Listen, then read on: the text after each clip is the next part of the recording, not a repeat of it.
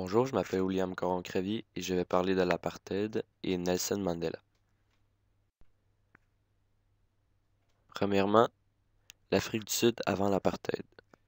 L'Afrique du Sud a été conquise par les colons britanniques. Vers les années 1910, les Noirs et les Métis constituaient plus de 2 tiers de la population totale de l'Afrique du Sud. La population était principalement formée de Noirs africains. Les dirigeants de l'Empire britannique ont repoussé les Noirs et les Métis de la vie politique.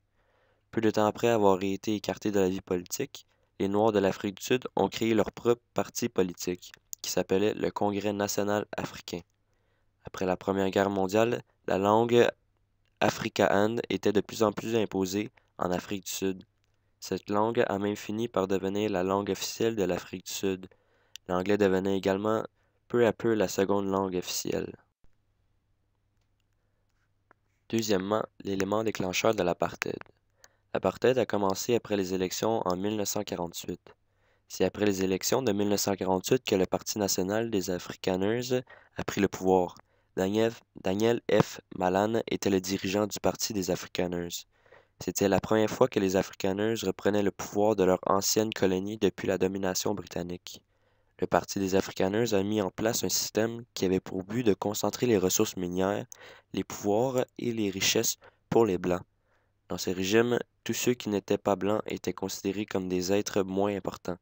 C'est à ce moment-là que la ségrégation raciale était devenue le système politique qui prenait les décisions.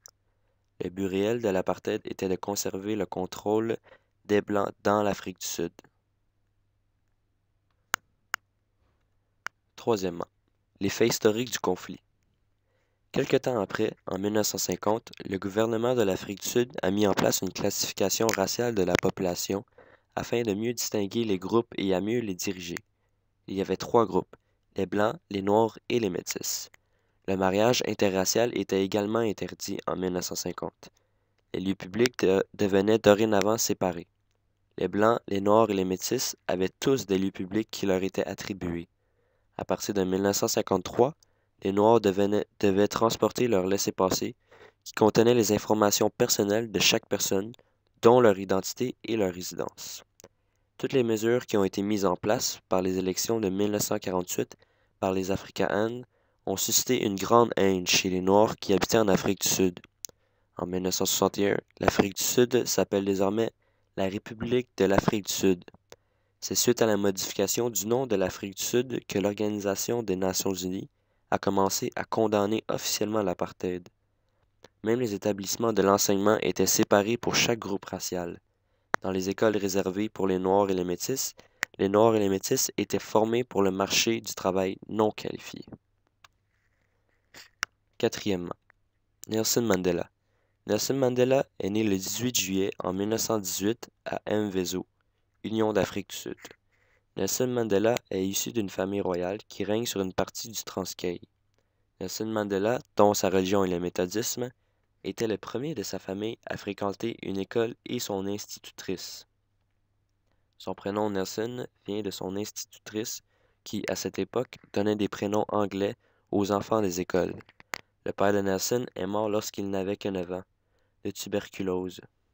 Après de longues années d'études, il est parvenu à rejoindre l'université de Fort Hare pour étudier en droit. En 1942, il a reçu son diplôme en droit. En 1944, il a rejoint l'ANC qui lui a permis de résister à la politique raciste du gouvernement des Afrikaners. Mais c'est 12 ans plus tard qu'il fut arrêté pour trahison. Cinquièmement, Nelson Mandela, un modèle de tolérance. Après le massacre de Shelbyville en 1960, l'ANC était désormais illégal et fut interdit par le gouvernement. Nelson a alors laissé tomber ses idées de non-violence et a créé une association armée, qui s'appelait Umkhonto we Sizwe. Nelson fut à nouveau arrêté en 1962 pour sabotage, complot et trahison. En 1963, sa peine est devenue une peine de mort. À la suite de la condamnation à la prison à vie de Nelson Mandela, plusieurs dirigeants des mouvements anti-apartheid ont quitté l'Afrique du Sud pour aller habiter ailleurs. D'autres mouvements de contestation sont alors apparus, dont le boycott de l'Afrique du Sud des Nations Unies en 1980. Pendant ce temps, les lois de l'apartheid devenaient de moins en moins sévères en Afrique du Sud. Nelson Mandela est le parfait modèle de tolérance, car malgré les 28 ans passés en prison, il croyait toujours en son rêve qui était de libérer les Noirs et les Métis qui vivaient en Afrique du Sud de l'apartheid.